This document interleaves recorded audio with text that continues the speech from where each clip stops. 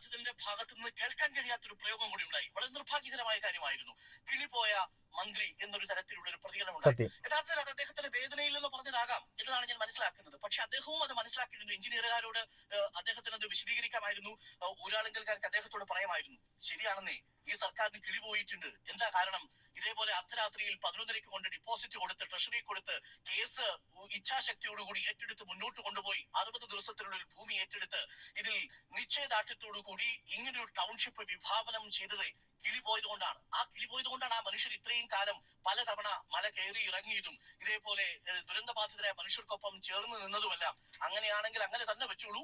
കൂലിപ്പണിക്കാരൻ എന്ന് കിട്ടിയ അദ്ദേഹത്തിന്റെ വിശേഷണം, അദ്ദേഹത്തിന് ലഭിച്ച പട്ടമായിട്ട് തന്നെയാണ് ഞാനും കണക്കാക്കുന്നത്. അതിൽ തെല്ലും നിരാശപ്പെടാൻ കെ രാജന് പറയില്ല എന്നുള്ളതാണ്. എത്രയും വേഗം അത് പൂർത്തിയാക്കുക, ദുരന്തബാധിതരായ മനുഷ്യരെ ചേർത്ത് പിടിക്കുക, അതുവരെ അവർക്ക് കഴിയാനുള്ള എല്ലാവിധ സഹായങ്ങളും നൽകുക എന്നുള്ളതാണ് ഇനി സർക്കാരിന് ചെയ്യാൻ കഴിയുക. ദിനപത്തെ